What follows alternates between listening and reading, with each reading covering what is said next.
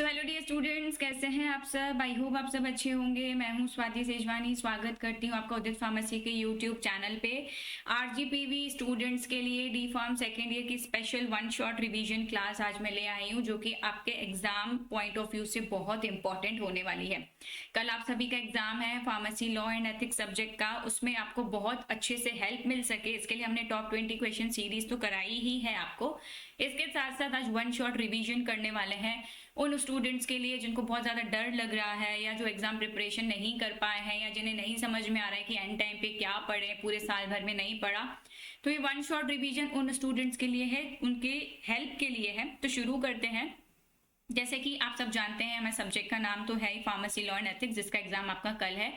Important topics की अगर बात करें तो हिस्ट्री से एक इंपॉर्टेंट क्वेश्चन जरूर आता है, history and various acts related to drugs and pharmacy profession. तो जितना हो सके आप हिस्ट्री को जरूर पढ़ के जाएं। हिस्ट्री से रिलेटेड कई बार क्वेश्चन आता है, तो अगर आपने नहीं पढ़ा है तो हिस्ट्री कैसे लिख सकते हैं आप फार्मेसी प्रोफेशन की। हिस्ट्री के लिए आपको जितने भी एक्ट याद हैं, यानी कि सिलेबस में जितने भी एक्ट आपके दिए गए हैं उनमें से जो भी एक्ट का नाम आपको याद है, उस एक्ट का ईयर आपको याद है, तो आप वो एक्ट, वो ईयर्स लिख सकते हैं। वो भी सारे हिस्ट्री में ही आते हैं।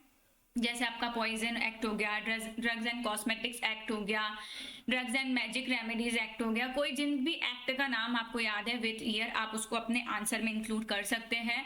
और स्टार्टिंग आपको 19th सेंचुरी से करनी है, जैसे कि मैंने आपको पहले भी कई क्लासेस में बताया है। फिर आपको पहले हमारे वर्क्स बताने की, केमिकल और फार्मास्यूटिकल वर्क्स कैसे शुरू हुए। हमारी सबसे पहले एक छोटी सी फैक्ट्री शुरू हुई बॉम्बे में, और धीरे धीरे करके हमारा फार्मेसी प्रोफेशन जो है आगे बढ़ता गया। सबसे पहले आपको केमिकल्स लैब्स के बारे में बताना है, उसके बाद आपको कोर्स के बारे में बताना है कि कैसे हमारा फार्मेसी कोर्स जो है हमारे इंडिया में शुरू हुआ। तो सब इसके बारे में जानकारी आपको देनी है प्रोफेसर एमएल श्रॉफ से शुरू करते हुए, कि प्रोफेसर एमएल श्रॉफ ने फर्स्ट फार्मेसी डिपार्टमेंट फार्मास्यूटिक्स का बनाया बीएचयू में, यानी कि बनारस हिंदू यूनिवर्सिटी में। इस तरह से आपको अपनी हिस्ट्री को शुरू करते हुए जाना है। केमिकल्स के बारे में बताने के बाद, पढ़ाई के बारे में बताने के बाद, आपको थोड़े से एक्ट जो भी याद हैं आप वो एक्ट अपने आंसर में लिख सकते हो। ठीक है, इस तरह से आपका हिस्ट्री वाला पार्ट कंप्लीट होता है। तो हिस्ट्री में आपको क्या क्या लिखना है कि हमारी केमिकल लैब्स कैसे शुरू हुई, ठीक है, हमारा फार्मेसी प्रोफेशन स्टडी से रिलेटेड कैसे शुरू हुआ, और उसके बाद जो भी एक्ट्स आपको याद आते हैं उस एक्ट और ईयर के नाम आपको लिखना है। नेक्स्ट इंपॉर्टेंट टॉपिक जो बहुत इंपॉर्टेंट है, कई बार पूछा जाता है, वो आता है आपका फार्मेसी काउंसिल ऑफ इंडिया, यानी कि पीसीआई के बारे में पूछा जाता है, उसके कॉन्स्टिट्यूशन के बारे में पूछा जाता है कि पीसीआई का फॉर्मेशन कैसे होता है और पीसीआई के फंक्शंस क्या क्या है। तो जब भी अगर शॉर्ट फॉर्म में कोई भी आपसे क्वेश्चन पूछा जाता है, जैसे कि पीसीआई के बारे में पूछा जाता है, तो शॉर्ट फॉर्म का आपको हमेशा पहले फुल फॉर्म लिखना है आंसर में। जैसे यहाँ पे पीसीआई है तो ये हो जाएगा फार्मेसी काउंसिल ऑफ इंडिया, है ना, क्या हो जाएगा, फार्मेसी काउंसिल ऑफ इंडिया हो जाएगा। अब इसके बारे में आपको थोड़ी सी जानकारी देनी है कि पहला फार्मेसी काउंसिल जो है 1949 में बनाया गया और हर 5 साल में इसको रिकंस्ट्रक्ट किया जाता है। फिर आपसे पूछा जाता है इसका कॉन्स्टिट्यूशन, तो इसके कॉन्स्टिट्यूशन में आपको बताना है कि 3 तरह की कैटेगराइज्ड मेंबर होते हैं, इलेक्टेड मेंबर्स होते हैं, नॉमिनेटेड मेंबर्स होते हैं, एक्स ऑफिशियल मेंबर्स होते हैं। और इसके बाद आगे की जानकारी आपको देनी है कि इलेक्टेड मेंबर्स में कितने मेंबर्स होते हैं, जैसे कि 6 मेंबर्स होते हैं, उसमें से एक टीचर होना चाहिए फार्मेसी का, एक होना चाहिए फार्मास्यूटिकल केमिस्ट्री का, कोग्नोसी का और फार्माकोलॉजी का। इसके बाद एक मेंबर होना चाहिए मेडिकल काउंसिल ऑफ इंडिया का, और एक मेंबर होता है जिसे स्टेट काउंसिल द्वारा चुना जाता है, और वो होते हैं हम, यानी कि रजिस्टर्ड फार्मासिस्ट। इलेक्टेड मेंबर्स के बाद नेक्स्ट जो कैटेगरी आती है पीसीआई की, वो आती है नॉमिनेटेड मेंबर्स की। इसमें से भी 6 मेंबर होते हैं जो कि सेंट्रल गवर्नमेंट द्वारा नॉमिनेट किए जाते हैं, जिसमें से कि 4 मेंबर ऐसे होते हैं जिनके पास डिग्री या डिप्लोमा होना चाहिए फार्मेसी का। सेकंड होते हैं एक यूजीसी के रिप्रेजेंटेटिव, और एक रिप्रेजेंटेटिव होते हैं हमारे एआईसीटीई की। लास्ट कैटेगरी आती है एक्स ऑफिशियो मेंबर्स की। एक्स ऑफिशियो मेंबर्स में 3 तरह के मेंबर्स होते हैं। एक होते हैं director general of health services, director होते हैं सेंट्रल ड्रग लेबोरेटरी के, और ड्रग कंट्रोलर होते हैं इंडिया के। तो ये 3 कैटेगरी से हमारे पीसीआई का कॉन्स्टिट्यूशन हुआ होता है। इस 3 कैटेगरी के अलावा 2 मेंबर्स और होते हैं हमारे पीसीआई में, वो होते हैं हमारे प्रेसिडेंट और वाइस प्रेसिडेंट। तो ये प्रेसिडेंट और वाइस प्रेसिडेंट जो है हमारे काउंसिल के मेंबर्स यानी कि हमारे पीसीआई के मेंबर्स द्वारा चुने जाते हैं, ठीक है। इनकी जो समय अवधि रहती है वो भी 5 साल तक की रहती है, जबकि ऐसा भी इनके लिए लागू है कि 5 साल के बाद ये री इलेक्शन के लिए बिल्कुल एलिजिबल होते हैं, बिल्कुल ये री इलेक्ट हो सकते हैं, फिर से पार्टिसिपेट कर सकते हैं वाइस प्रेसिडेंट और प्रेसिडेंट बनने के लिए। इसके बाद बात आती है फंक्शंस की। तो पीसीआई के फंक्शंस आप सबको बहुत अच्छे से पता है, आप सब इसको डिटेल में बहुत अच्छे से लिख सकते हैं कि पीसीआई का काम होता है हमारा स्कीम डिजाइन करना, जो भी हम कोर्स कर रहे हैं, चाहे डी फार्म हो, बी फार्म हो, हमारा सिलेबस डिसाइड करना, ठीक है, हमारे एग्जाम पैटर्न को डिसाइड करना, है ना, कॉलेजेस का इंस्पेक्शन करना यानी कि इंस्टीट्यूट का इंस्पेक्शन करना, कॉलेजेस को अप्रूवल देना, कॉलेजेस से अप्रूवल को विड्रॉ कर लेना, ये सारे काम किसके होते हैं? ये सारे काम पीसीआई के होते हैं। और काम ही क्या होते हैं? फंक्शन होते हैं। इसी को ही आप डिटेल में इलेबोरेट करके अपने आंसर में लिख सकते हो, जिसको यहाँ मैंने शॉर्ट में बताया। पीसीआई के फंक्शंस को जिस तरह से होते हैं, पहला होता है डिजाइन ऑफ एजुकेशनल पैटर्न। इसमें सब कुछ आ जाता है, आपका स्कीम डिजाइन करना आ जाता है, आपका सिलेबस डिजाइन करना आ जाता है ना, आपका एग्जाम डिजाइन करना आ जाता है, सब कुछ आ जाता है इसमें, है ना। दूसरा इंपॉर्टेंट फंक्शन पीसीआई का आता है कि जो भी इंस्टीट्यूशंस हैं उनको इंस्पेक्शन करने के बाद अप्रूवल देना, और अगर अप्रूवल मिल गया है और वो इंस्टीट्यूट सही से काम नहीं कर रहा है तो उसका विड्रॉल भी कर लेना। दूसरा आता है maintain of central register of pharmacist. हम जो फार्मासिस्ट हैं जिन्होंने अपना कोर्स कंप्लीट कर लिया है, ठीक है, उनका रजिस्टर में नाम लिखने के बाद उस सेंट्रल रजिस्टर को मेंटेन करना भी पीसीआई का काम होता है। पीसीआई जरूर पढ़ के जाएं, ठीक है, इंपॉर्टेंट है, कई बार इसका कॉन्स्टिट्यूशन फंक्शन पूछा जाता है। नेक्स्ट इंपॉर्टेंट क्वेश्चन है हमारे शेड्यूल से, जो कि है हमारा शेड्यूल सी और C1, ठीक है। शेड्यूल सी और C1 बहुत इंपॉर्टेंट है, कई बार पूछा जाता है। शेड्यूल सी और C1 जहाँ पे भी है आपको यहाँ पे याद रखना है कि कुछ स्पेसिफिक ड्रग से रिलेटेड शेड्यूल है, बायोलॉजिकल प्रोडक्ट से रिलेटेड शेड्यूल है। इसकी जो कंडीशंस रहती है बहुत स्ट्रिक्ट कंडीशंस रहती हैं, क्योंकि बायोलॉजिकल प्रोडक्ट्स हैं, इनका नेचर, इनका यूसेज एकदम अलग रहता है। शेड्यूल सी जिसमें कि बायोलॉजिकल और स्पेशल प्रोडक्ट्स आते हैं, स्पेशली इसमें इंजेक्टेबल प्रोडक्ट्स आते हैं जिनका क्वालिटी कंट्रोल बहुत स्ट्रिक्ट रहता है, जिनका स्टोरेज कंडीशन बहुत स्ट्रिक्ट चाहिए रहता है। इसके बाद आप इसमें कुछ एग्जांपल्स लिख देना, अगर आपसे पूछा जाता है तो सीरम लिख देना, वैक्सीन लिख देना, टॉक्सिन, एंटीटॉक्सिन लिख देना, इंसुलिन लिख देना, लिगेचर्स और सचर्स लिख देना, बैक्टीरियोफेजेस लिख देना, एंटीजन प्रोडक्ट्स लिख देना, ये आप एग्जांपल्स में इंक्लूड कर सकते हो। अगर C1 की बात करें तो C1 भी स्ट्रिक्ट प्रोडक्ट्स ही होते हैं, मतलब जिनमें स्ट्रिक्ट स्टोरेज कंडीशंस चाहिए होती हैं। लेकिन C और C1 में डिफरेंस क्या है कि C जो है वो इंजेक्टेबल्स के लिए है ना, और C1 जो है वो नॉन इंजेक्टेबल प्रोडक्ट्स के लिए, जिसमें स्ट्रिक्ट कंडीशंस चाहिए लेकिन नॉन इंजेक्टेबल प्रोडक्ट्स आते हैं। इसके एग्जांपल्स अगर हम देखें तो ऐसी ड्रग्स जो कि डिजिटल इस ग्रुप को बिलोंग करती हैं, इर्गॉट हो गई, उसकी रिलेटेड प्रिपरेशंस हो गई, एड्रेनालिन हो गया, ठीक है, ऐसी प्रिपरेशंस हो गई जिसमें कि एड्रेनालिन है, जैसे कि इमरजेंसी कंडीशन में हम इसको यूज करते हैं। फिश लिवर ऑयल हो गया, है ना, ऐसी प्रिपरेशंस हो गई जिसमें विटामिन ए, विटामिन डी है, हार्मोन्स हो गए, इन विट्रो कुछ डिवाइसेस हो गई जिसको हम डायग्नोसिस के लिए यूज करते हैं। तो ये सारी चीजें किसमें आती हैं? शेड्यूल C1 में आती हैं। शेड्यूल C1 भी इंपॉर्टेंट है, कोशिश करें इसको जरूर पढ़ के जाएं। नेक्स्ट इंपॉर्टेंट शेड्यूल आता है शेड्यूल H1। ये बहुत ही रिस्ट्रिक्टेड प्रिस्क्रिप्शन ड्रग्स होती हैं, जब तक किसी के पास प्रिस्क्रिप्शन नहीं होता इन ड्रग्स को नहीं दिया जाता है। तो शेड्यूल H1 में वो ड्रग्स आती हैं जो कि बहुत ही घातक और सीरियस हेल्थ रिस्क अफेक्ट करती हैं लोगों को अगर उसको कोई ज्यादा मिसयूज करता है तो।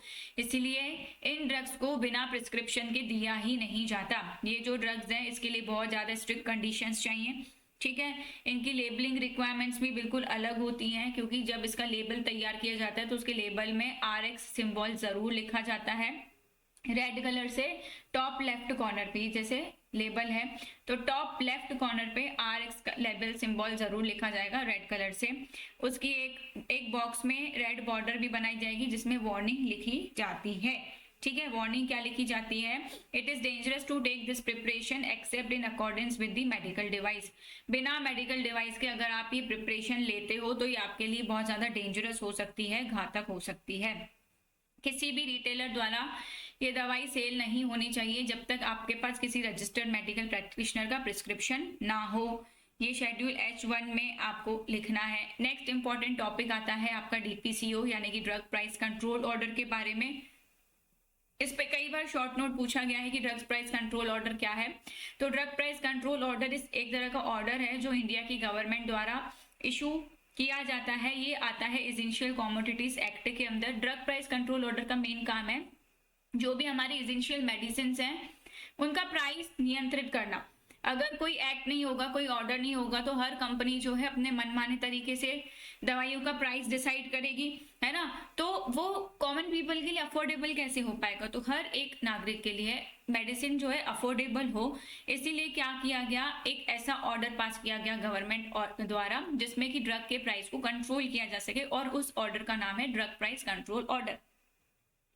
ये जो ऑर्डर है चलाया जाता है NPPA द्वारा यानी कि नेशनल फार्मास्यूटिकल प्राइसिंग अथॉरिटी के द्वारा। इसी को ही आगे इलेबोरेट करके आप लिख सकते हो। इंपॉर्टेंट टॉपिक है, आपको पढ़ के जाना चाहिए, ठीक है। नेक्स्ट इंपॉर्टेंट टॉपिक आता है हमारा NDPS यानी कि narcotic drug and psychotropic substances act, ठीक है। इसको शॉर्ट में भी पूछा जाता है, तो कंफ्यूज ना हो आप एग्जाम में। अगर NDPS एक्ट पूछा जा रहा है, it means narcotic drugs and psychotropic substances के बारे में पूछा जा रहा है। आपको नार्कोटिक ड्रग्स और साइकोट्रोपिक सब्सटेंसेस के बारे में लिखना है। इंपॉर्टेंट टॉपिक है, जरूर पढ़ के जानना चाहिए। नार्कोटिक ड्रग्स और साइकोट्रोपिक सब्सटेंसेस कब आया, 1985 में आया। इसको शॉर्ट में NDPS एक्ट कहते हैं।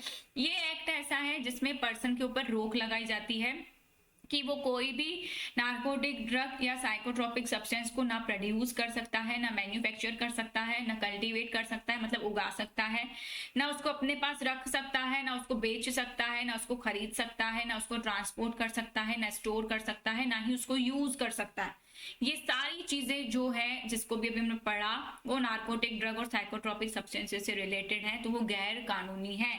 आप विदाउट लाइसेंस ना उसको बना सकते हो, ना उसको उगा सकते हो, ना अपने पास रख सकते हो, ना बेच सकते हो, ना खरीद सकते हो, ट्रांसपोर्ट भी नहीं कर सकते, स्टोर भी नहीं कर सकते, ना ही आप उसको यूज कर सकते हो, क्योंकि इसका जो मिसयूज है वो बहुत ज्यादा होता है।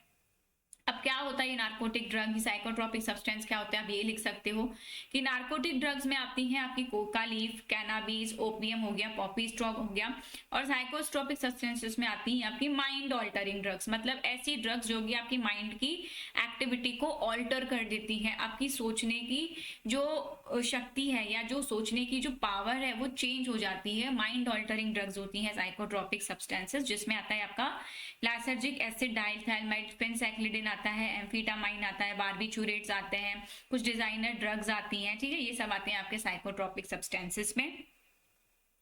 कई बार फिर इसमें ऑफेंसेस एंड पेनल्टीज पूछा जाता है, तो उसको भी आप एक बार जरूर पढ़ के जाएं, इंपॉर्टेंट टॉपिक है। नेक्स्ट इंपॉर्टेंट टॉपिक पे हम आते हैं, वो आते हैं हमारा बायोमेडिकल वेस्ट मैनेजमेंट। इसको कई बार क्वेश्चन पूछा जाता है शॉर्ट में, BMW करके क्वेश्चन पूछा जाता है, बायोमेडिकल वेस्ट मैनेजमेंट रूल्स 2016। तो बायोमेडिकल वेस्ट ये खुद ही दो वर्ड से मिलके बना है, बायो एंड मेडिकल, ठीक है।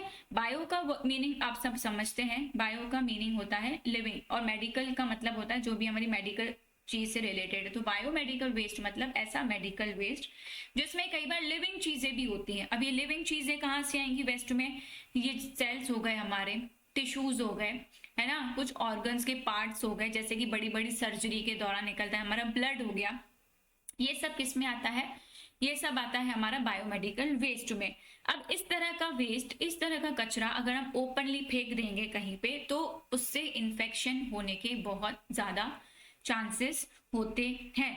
तो इस वेस्ट को मैनेज करने के लिए एक रूल बनाया गया, उस रूल का नाम है बायोमेडिकल वेस्ट मैनेजमेंट रूल, जिसको बनाया गया 2016 में। तो biomedical waste refers to any waste generated during the diagnosis, treatment और इम्यूनाइजेशन ऑफ ह्यूमंस और एनिमल्स और रिसर्च एक्टिविटीज। बायोमेडिकल वेस्ट ऐसे तरह का वेस्ट है जो किसी भी रिसर्च एक्टिविटी के दौरान या डायग्नोसिस के दौरान, ट्रीटमेंट के दौरान, इम्यूनाइजेशन के दौरान जनरेट होता है। अब चाहे वो ह्यूमंस की बात हो चाहे एनिमल्स की बात हो, दोनों का जो वेस्ट है अगर इन चीजों, इन कंडीशंस में जनरेट होता है तो उसको बायोमेडिकल वेस्ट कहा जाता है। प्रॉपर मैनेजमेंट बायोमेडिकल वेस्ट का बहुत ज़रूरी है, अन्यथा हमारा वातावरण या जो इन्वायरमेंट है, पर्यावरण है, वो बहुत दूषित होगा और इन्फेक्शंस बहुत ज़्यादा फैलेंगे। तो ये बायोमेडिकल वेस्ट को मैनेज करने के लिए अलग अलग तरह के बॉक्सेस यूज किए जाते हैं। जैसे ग्रीन बॉक्स यूज किया जाता है जनरल वेस्ट को फेंकने के लिए, येलो बॉक्स यूज किया जाता है इन्फेक्टेड वेस्ट को फेंकने के लिए, और वहीं रेड बॉक्स यूज किया जाता है इन्फेक्टेड प्लास्टिक्स, अगर है आपके वेस्ट में प्लास्टिक्स इंक्लूडेड हैं तो उसको फेंका जाता है। ग्लासवेयर्स के लिए ये ब्लू यूज किया जाता है बॉक्स, और व्हाइट वाला यूज किया जाता है वेस्ट या नुकीले पदार्थों के लिए। तो ऐसा आप पिक्चर बना सकते हो, पेंसिल कलर्स या क्रेयॉन्स को यूज कर सकते हो, अपने आंसर को और अट्रैक्टिव बना सकते हो इन पिक्चर्स को यूज करके। अब कई बार आपसे पूछा जाता है कि अगर आपके घर पे कोई बायोमेडिकल वेस्ट निकल रहा है तो आप उसको किस तरह से डिस्पोज ऑफ करोगे। तो इसके पहले आपको पता होना चाहिए कि आपके घर में किस तरह का बायोमेडिकल वेस्ट निकलता है। तो अगर आपके घर पे कोई एक्सपायर्ड मेडिसिन है तो वो भी बायोमेडिकल वेस्ट में आएगी। कोई यूज की हुई सिरिंज है, निडल है, तो वो बायोमेडिकल वेस्ट में आएंगे। बैंडेज, गॉज हो गए, टूटे हुए थर्मामीटर हो गए, इनहेलर्स हो गए, ये सब किस में आएंगे, ये सब बायोमेडिकल वेस्ट में आएंगे। तो इसको आप किस तरह से डिस्पोज ऑफ करोगे, इनको आप कुछ इस तरह से डिस्पोज ऑफ करोगे, जैसे कुछ एक्सपायर्ड मेडिसिन हो गई तो उसको आप क्रश कर सकते हो या पानी में घुला के फेंक सकते हो, मिट्टी में मिला के किसी खाली बंजर जगह पे फेंक सकते हो। ठीक है, कभी भी दवाइयों को पानी में ऐसे बहा नहीं देना चाहिए, फ्लश नहीं कर देना चाहिए। अगर कोई यूज की हुई सिरिंजेस हैं तो उसको आप कैसे डिस्पोज ऑफ करोगे, उसको आप एक पंचर प्रूफ कंटेनर में रखोगे, जैसे हार्ड प्लास्टिक की बॉटल हो गई उसमें रख सकते हो। ठीक है, या फिर जहाँ पे हजार्डस वेस्ट को कलेक्ट किया जाता है वहां पे जाके फेंक सकते हो, है ना। तो इस तरह से आपसे कई बार क्वेश्चन पूछा जाता है, लेकिन उसके लिए आपको पता होना चाहिए कि पहले बायोमेडिकल वेस्ट होता क्या है।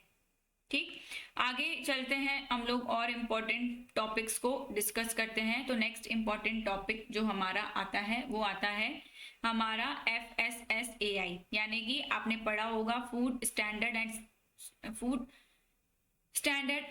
Food safety and standard authority of India, है ना, FSSAI। नेक्स्ट हमारा इंपॉर्टेंट टॉपिक, इसका फुल फॉर्म आपको पता होना चाहिए, food safety and standards authority of India, ये इसका लोगो होता है। ठीक है, food safety and standard authority of क्या है, एक तरह की इंडिपेंडेंट बॉडी है जो MHFW के अंदर आती है, गवर्नमेंट ऑफ इंडिया के तहत। ये जो है FSSAI, इसको बनाया गया है FSS एक्ट के तहत। ठीक है, 2006 में ये जो एक्ट बना था इसके तहत इसको बनाया गया है। इसका मेन एम है फूड की सेफ्टी को बनाए रखना। ठीक है, जो भी हम पैक्ड फूड बाहर से खरीदते हैं उसका स्टैंडर्ड मेंटेन रहे, उसकी क्वालिटी मेंटेन रहे, उसके लिए जो एक्ट बनाया गया और उसके लिए जो रूल्स बनाए गए हैं, ठीक है, उसके लिए जो अथॉरिटी बनाई गई उस अथॉरिटी का नाम है food safety and standards authority of India. तो मेन फंक्शंस क्या है FSSAI के, सबसे इंपॉर्टेंट फंक्शन है कि फूड सेफ्टी की जो स्टैंडर्ड होता है, जो गाइडलाइंस होती हैं वो हमें FSSAI द्वारा ही प्रोवाइड कराई जाती हैं। जिन भी बड़ी बड़ी कंपनीज में, जिन भी बड़ी बड़ी जगहों पे फूड से रिलेटेड जो भी चीजें बनाई जाती हैं उसका स्टैंडर्ड मेंटेन करने के लिए, उसकी गाइडलाइन के लिए FSSAI ही रिस्पॉन्सिबल होती है। FSSAI and state food safety authority क्या करती है, लाइसेंस प्रोवाइड करती है, सर्टिफिकेट प्रोवाइड करती है, गाइडलाइन प्रोवाइड करती है कि आपको किस तरह से मैन्युफैक्चरिंग करना है, आपको किस तरह से स्टोरेज करना है, आपको किस तरह से लेबलिंग करनी है फूड प्रोडक्ट्स की। ये सारी चीज़ें जो हैं FSSAI द्वारा ही बताई जाती हैं। जब FSSAI द्वारा ये सारी चीज़ें बताई जाती हैं उसके बाद ही कंपनी जो है उस स्टैंडर्ड की बाकी की चीज़ें बनाता है। ठीक है, FSSAI क्या करती है, टाइम टू टाइम उन चीज़ों का, उन जगहों का इंस्पेक्शन करती है ना, जो भी जगह है इंस्पेक्शन करती है, वहाँ से जो भी डाटा है उसको कलेक्ट करती है, फूड से रिलेटेड जो भी डाटा है। और अगर लगता है FSSAI को कि कोई भी कंटेमिनेशन है या जो फूड प्रोडक्ट है वो दूषित है तो दिया गया लाइसेंस भी रद्द किया जा सकता है और वो लाइसेंस वापस लिया जा सकता है। ठीक है, अगर हम बात करें लाइसेंस और रजिस्ट्रेशन की तो किस किस तरह का लाइसेंस और रजिस्ट्रेशन होता है। जितने भी फूड बिजनेस होते हैं इंडिया में, चाहे वो कोई भी फूड का मैन्युफैक्चरिंग कर रहा हो, रिटेल बिजनेस कर रहा हो, रेस्टोरेंट हो, कोई फार्मास्यूटिकल कंपनी हो, उन सबको अगर फूड का कोई भी बिजनेस करना है तो उनको पहले FSSAI का लाइसेंस लेना पड़ता है। विदाउट लाइसेंस कोई भी कंपनी ठीक है। विदाउट लाइसेंस कोई भी कंपनी फूड का बिजनेस नहीं कर सकती। तो एफएसएसएआई में 3 मेन तरह के लाइसेंस होते हैं। एक होता है हमारा बेसिक रजिस्ट्रेशन, जिनका एनुअल टर्नओवर, सालाना टर्नओवर 12 लाख रुपए का होता है, उनको बेसिक रजिस्ट्रेशन दिया जाता है। ऐसी कंपनीज जिनका टर्नओवर 12 लाख से 20 करोड़ के बीच का होता है, उनको स्टेट लाइसेंस दिया जाता है। ऐसी कंपनी जिनका टर्नओवर 20 करोड़ से ज्यादा होता है या जिनका इंटर स्टेट बिजनेस होता है, इंटर स्टेट का मतलब है देश विदेश जिनका व्यापार होता है, उनको सेंट्रल लाइसेंस प्रोवाइड किया जाता है। तो एफएसएसएआई भी आप जरूर पढ़ के जाएं, काफी इंपॉर्टेंट टॉपिक है।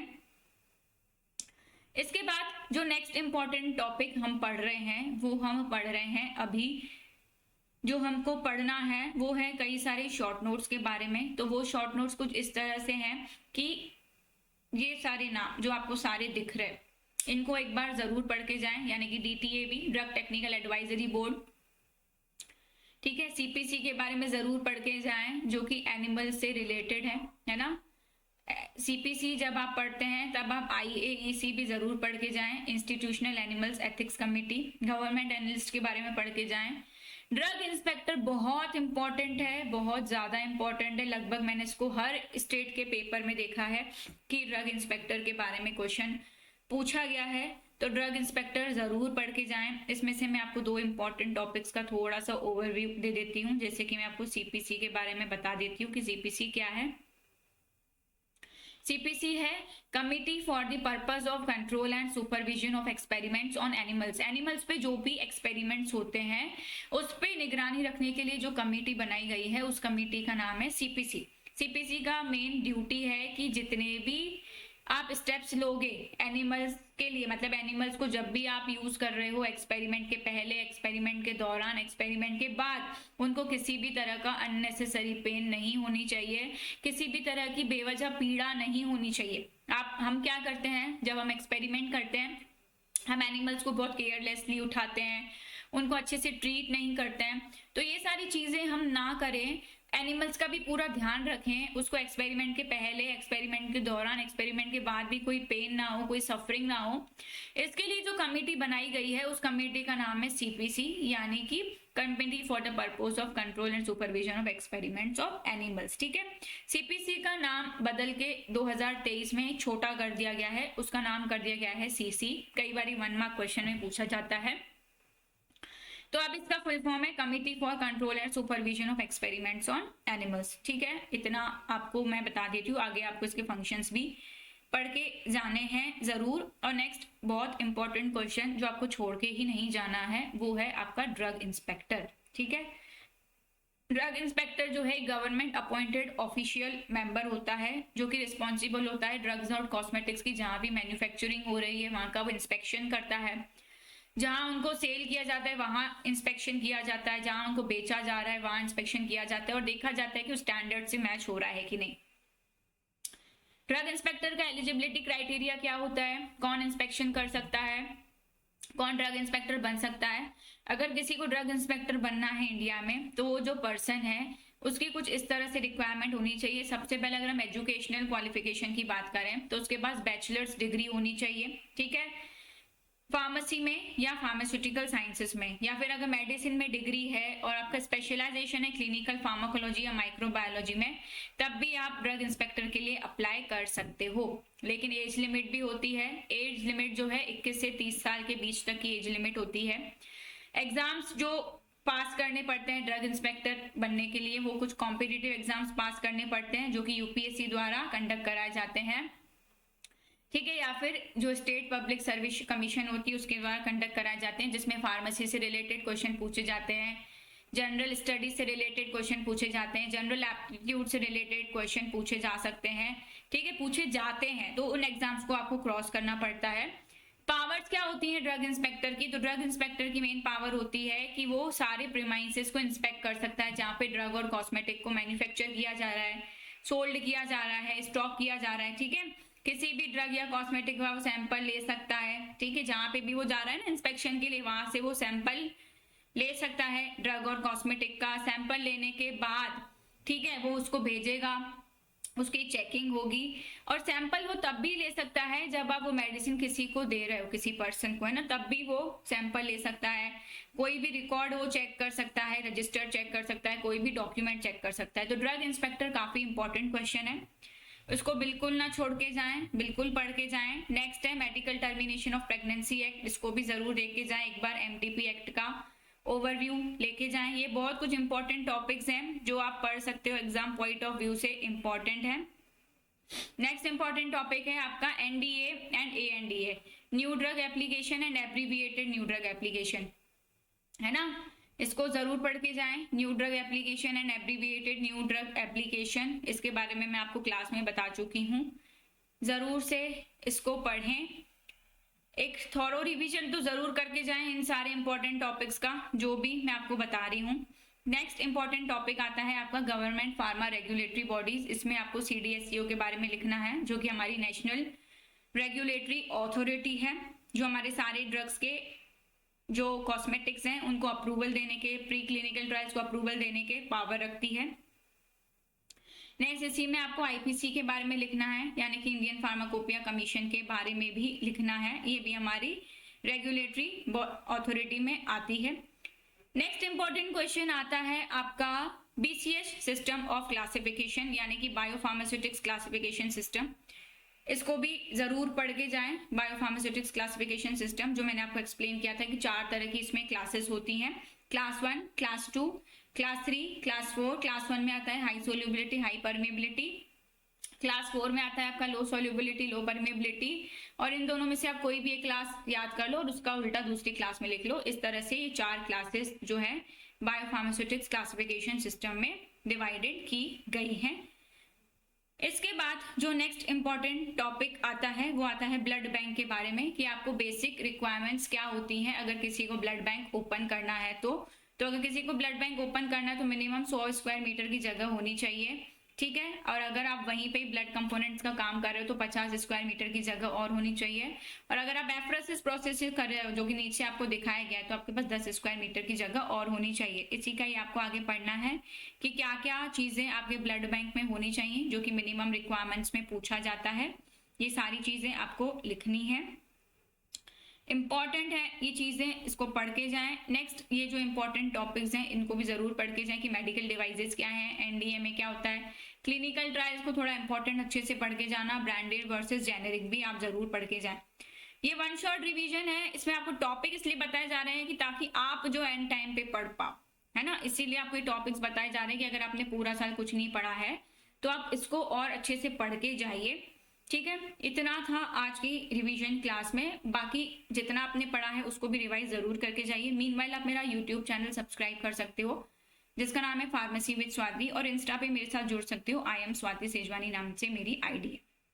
मिलते हैं अब हम लोग नेक्स्ट क्लास में। आप सभी को एग्जाम के लिए बेस्ट ऑफ लक, बहुत बहुत बहुत बहुत ऑल द बेस्ट, सब लोग बहुत अच्छे से एग्जाम दें, अच्छे मार्क्स से पास हैं। Thank you so much.